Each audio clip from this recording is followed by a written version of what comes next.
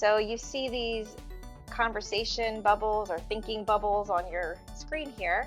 Um, these are some thoughts and experiences related to the idea of the imposter syndrome. And these are quite common among graduate students because of the level of academic rigor that that they are involved with, or I should say we are involved with, because I'm also a doctoral student at Walden. And as also when you get into graduate work, it's also common for students to feel a shift in their identity because they are moving into this higher level of learning, which also impacts, their self-concept and alters the stress level and how they cope and how they feel about, how they feel about their making their progress and what they're able to do. Before we get into sort of the research and tips and things that Kim mentioned a minute ago, I do just want to share a little bit about this interest and where it sort of started. Not a lot of students have heard about the term the imposter syndrome before. So during our introductions, Sean mentioned that Kim and I are both Walden graduates. And so I did my master's and my PhD here. And I entered with just my bachelor's degree. So I started in the bridge program, which means I started with a bachelor's but was entering for the PhD program. And I went to my first residency in Chicago, and in that first session, it was all about introductions. If you've been to residency, you've had this experience. So, everyone's sharing a little bit about themselves and their experiences.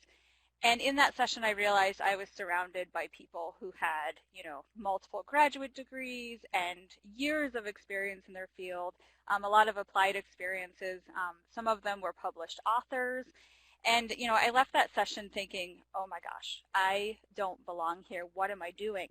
I'm nowhere near qualified as everyone else who's here. And so, it was this very strange experience for me as a student, and I met a peer at that session, and after returning home from residency, she sent me an article on the imposter syndrome, and it just sort of led me down this path, and I actually ended up doing my dissertation on this topic as well.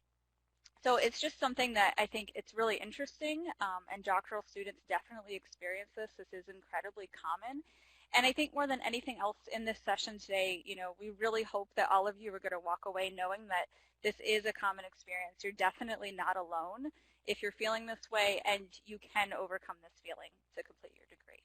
Okay, so I just wanted to share a little bit of a story about where this sort of started for us. So now we will go ahead and move into some of the research. We know that as doctoral students, you guys love research, so it would be helpful to hear some of this. So the definition of imposter syndrome is an internal experience of intellectual phoniness in individuals who are successful, but who are unable to internalize that success. So this was first described back in 1978 by Clance and Imes, following some clinical work they were doing with about 150 successful women. And they're working with these women, and they started to notice a pattern. Again, these women were really successful in their careers, but they weren't able to internalize their success. So they didn't really own them. They didn't say, I did this, or, I'm really good at this. They tended to attribute their success to outside things like luck or someone else making some kind of mistake in hiring or evaluations and things like that. And so that was sort of the beginning of, this area of research with the imposter syndrome. And I do want to sort of mention, too, the early research focused a lot on women. And the thought was that this was experience that only women had. But more current research, the literature has really started to show us that this is equal. Men and women both experience the imposter syndrome at equal rates. And so there are some key patterns that researchers have found. Imposters tend to get stuck in what we call sort of this negative imposter cycle. And we're going to talk about that here in a little bit. We'll actually walk through what that cycle looks like. And we'll talk about another pattern where these individuals tend to attribute success to those external sources as opposed to taking credit for their own work. And then there's this constant fear of discovery. So these individuals are constantly worried about, that people around them are going to suddenly realize that they're not nearly as competent as what other people, thought that they were. And so there's a lot of fear attached to that fear of discovery. They've also found some clear, consistent connections between imposter syndrome and anxiety, also perfectionism, and that's going to show up in the imposter cycle as well. And then also an interesting area, the self-handicapping behavior. So things like procrastination, which is we'll also take a look at in the cycle. But those are some key characteristics that have been identified in the research so far as being very connected with the imposter syndrome. Okay, so that's some of the background research for everyone. And now we'll take a look at who our imposters are. I've already self-identified that I definitely am an imposter, so I get this feeling that everyone experiences. So let's move into some general characteristics that we see in imposters. So first, these individuals, really struggle with accepting praise. And so typically imposters will view praise as sort of an indication that they've fooled everyone again. And it's just a validation that they're able to continue to fool everyone around them. And so praise is very difficult for them to take, and it's often very uncomfortable for them to take. Next, we see them struggle with internalizing success. And what I mean by that is that when they do succeed, they don't say, wow, I'm awesome, right? Or I did a really great job. Instead, they attribute it to things like luck or some kind of mistake from someone else. And so a common one we would see for students, for example, might be you get an A on a really big paper, okay, for an example. And you think, well, there's no way that the instructor read this entire paper. That's why I got the A, because they didn't read half of it. And you say that to yourself instead of saying, I'm a good writer and I did really good research, right? You don't attribute it to yourself and your own skills. You give that power to something else. And again, we see that fear of discovery. That's going to be a common pattern for imposters. We also see a pattern of overworking and perfectionism. So imposters really feel the need to work and then work some more, and then they really want to try to make things perfect. Again, they really worry that they're going to be found out as a fraud. And so they need to put in more and more work and do just a little bit more preparing to feel okay to submit something. And so we might see this pattern where if any of you are working on your dissertation yet, we might see a pattern where a student is reluctant to share drafts that they're working on with their chair and their committee. So that obviously can hold you back a bit, but we see that pattern for imposters. So again, there's a lot of that underlying anxiety that's pushing them to just put a lot more time into things than maybe other people would. I can tell you from my own personal experience as a student, I really struggled, and this is kind of ironic because I do a lot of work with writing, helping students with writing, and writing is one of my strengths. But as a student, I actually, this was an area that really stressed me out. And so, as students, you're always in the discussion boards, right? You're posting and sharing with your peers and your instructors, and you're constantly writing.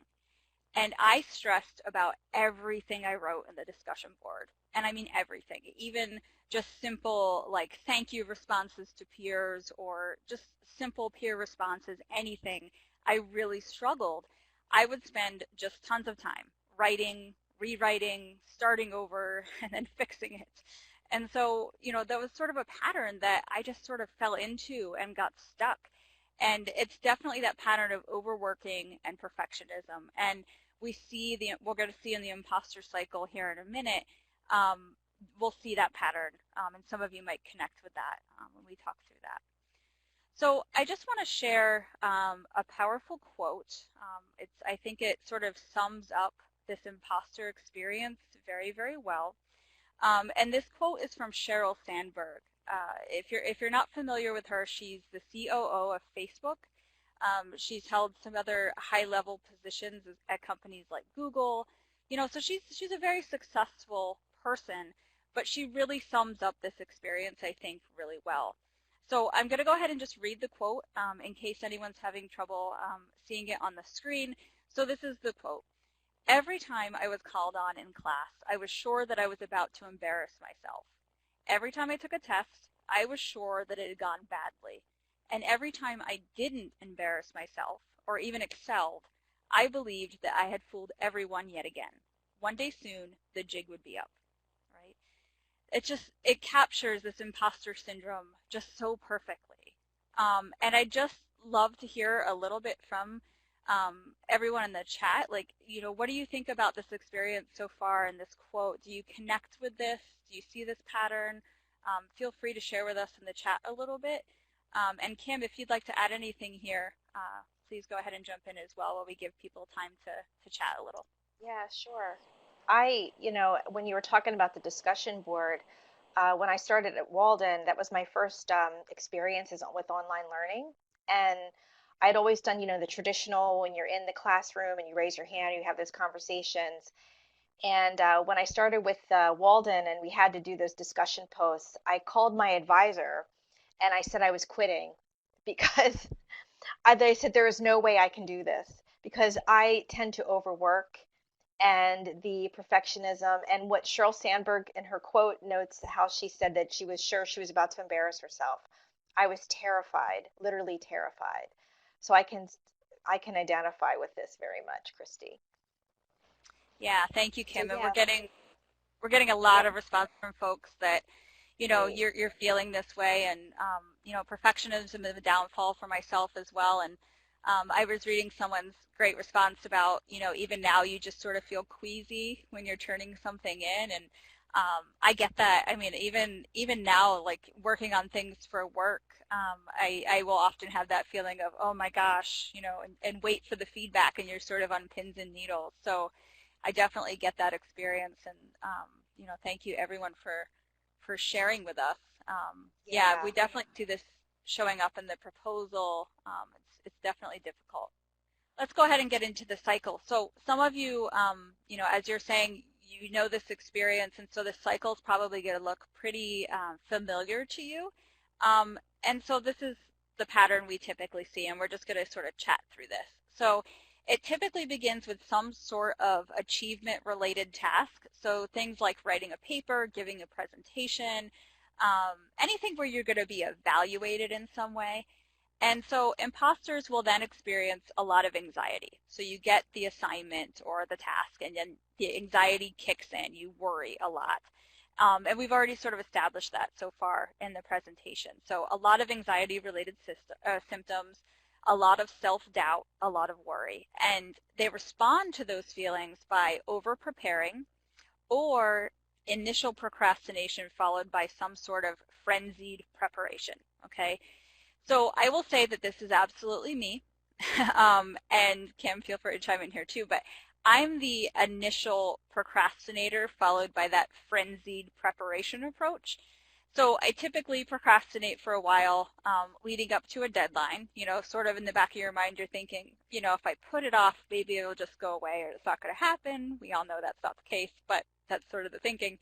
And so leading up to the deadline, then I'm working overtime, right? I'm working endless hours all day, all night, trying to make things perfect and to hit the deadline, because you can't miss a deadline either, because that's stressful. So I know others are different. Kim, and I don't mean to speak for you, but I know that Kim is very much the over-preparer. Kim, do you want to share your pattern? That's true. That is true. I will, with my dissertation, as a matter of fact, I had to give myself a rule that I'm not allowed to edit my work more than 3 times because I will edit and re-edit and re-edit, and it holds me back. So I definitely over-prepare. So that's a couple different patterns you can see in that section. So it's very individualized. So after you go through those feelings, after you complete the task, right, there's that initial sense of relief, it's over, but that doesn't last for imposters. It's not a persistent sort of relief. Imposters, might even receive positive feedback, but then they ignore it. And so some of you might relate to this. I know that I do. But you'll get comments from folks, right? So, for instance, someone might tell me, hey, you did a really nice job with this presentation. And I'll likely say something to myself along the lines of, well, they're just being nice to me. They're my colleagues or my friends. So, they're just going to be nice. But, as students, you might end up saying something like, I only did a good job because I worked on it for 12 hours. That's why it went well. Or it was just luck, right? And so we sort of brush off the positive feedback. And, you know, uh, Kim might get into this in a minute as well, but, one of the saddest parts of this is you're never really enjoying any of this, right? And so, you're not internalizing what you're doing, and so you're not enjoying the projects you're working on, and that sort of is a big downside to this, and we'll talk about that here in a minute. But again, we don't internalize it, we don't own it, and so then we end up having some more anxiety, right? Because again, we feel like we fooled everyone yet again, and then the cycle starts over, right? As someone just said, it's never ending. We just are in this constant loop of anxiety and momentary relief and then worry. So again, it's really, really common, and this is sort of a key characteristic, a key pattern is this cycle. Well, through the chat, I'm seeing a lot of this stress and anxiety and lack of satisfaction, reduced engagement. This is all showing up on our chat, Christy. So Mm-hmm. these definitely are impacting our students here in the webinar. And with this is one of the questions that we were asking. These are the, well, not only are these the symptoms and these are affiliated with the imposter syndrome, but also these are also the hallmark of graduate student life, unfortunately. Um, graduate students have a very high level of stress, high levels of anxiety. Um, and the thing about it that what Christy was saying about the not being able to internalize what you're learning, that is the really sad part about it, because most of you are in a higher level of learning because you have that love of learning. So now that this imposter syndrome is stifling that. These also with these symptoms, the stress and anxiety especially has been linked to serious emotional distress and psychosomatic problems. I've seen some of that in the research, and also it does affect our overall well-being. So again, I was going to say take some time and ask yourself how do they impact your academic progress, and I see that a lot of you in the chat have noticed and have said that that has really getting in the way of you moving forward. These are just some strategies that we had found that helps to battle the imposter inside of you. So the first thing that you're doing, which actually you're doing it here, is you're acknowledging it and we're discussing it. So the first thing, of course, to any kind of issue that you're having is you want to acknowledge that you have it. And that's the first step to, getting yourself a little bit of help and, making yourself feel better that you can deal with it. Also too, one of the things that keep in mind is that look at the big picture of things. You're more than this one assignment, you're more than this dissertation, this research project. Whatever is giving you these issues and making you feel this way, you're more than this. Then another thing is to take chances, and I know this is really scary for people that struggle with this, because that's we hold ourselves back because of these feelings that we have with being imposters. But if you can just give yourself some time and take a chance, look for conferences, look for promotions, just even give yourself maybe one goal a year to attend even a workshop that you may even think about maybe the next year you might want to present. Another tip we want to give you is related to a wonderful TED Talk, my favorite one ever. And I don't know if everyone else here is as big of a TED Talk nerd like I am, but I love these. And so this one is from a researcher, Dr. Amy Cuddy, and it's focused on body language. And it's really connected to our topic, and it's something you can implement. But a lot of times when you hear about body language, it's all about, what messages are you sending other people, right, with your body language. But Dr. Cuddy's work is more about what is your own body language saying to yourself, right? And so how is this impacting you?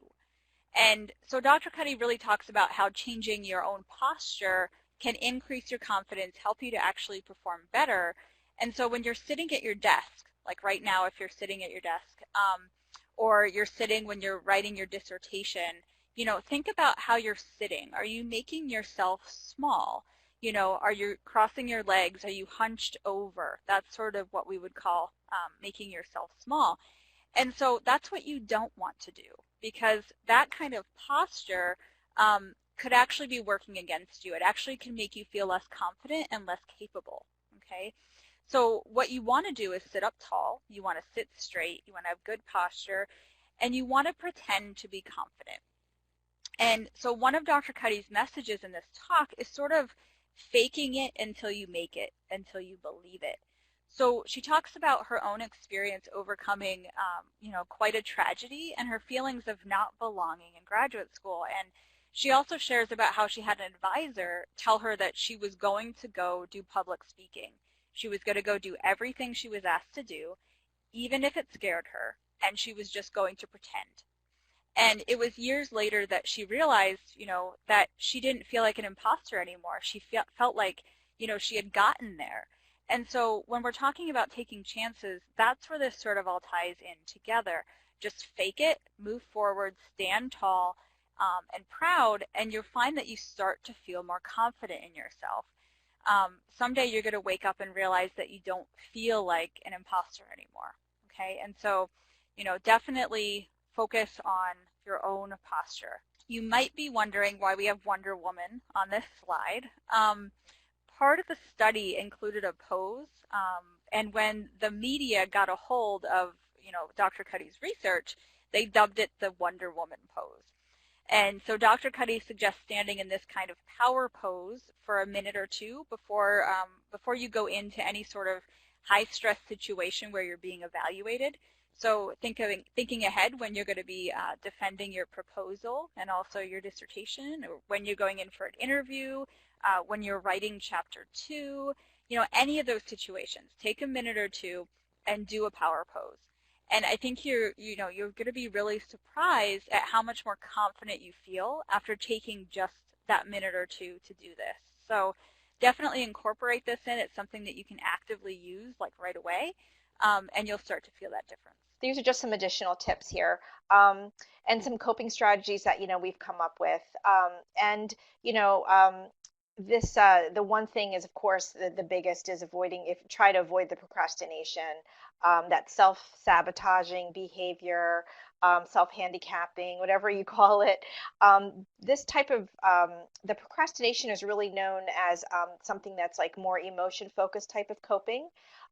Which at times it will help. Not all emotion-focused coping is bad, but when it gets out of control, then that's when you have to kind of pull yourself back in and start thinking of something more problem-focused. So maybe if you start to procrastinate a bit and you see yourself procrastinating a little bit more, and everybody kind of knows when they get to that point, start maybe taking some time to develop a plan, and that's more problem focused, and that helps to change the situation. So you start out with that procrastination, which is more like a band-aid, and then you say, you know what, I really got to get down and try to change the situation, and that's what problem focused coping is about. So the Academic Skill Center has a page on success strategies, and procrastination and productivity is something that they've been working on building on this page. There's some great tips there. So reach out to a friend, maybe get a hold of a mentor, somebody that you've known that has been through what you're going through, and work with them weekly, and just touch base with them. That's always really helpful too. Thanks again, everybody, for joining us today. We really appreciate it.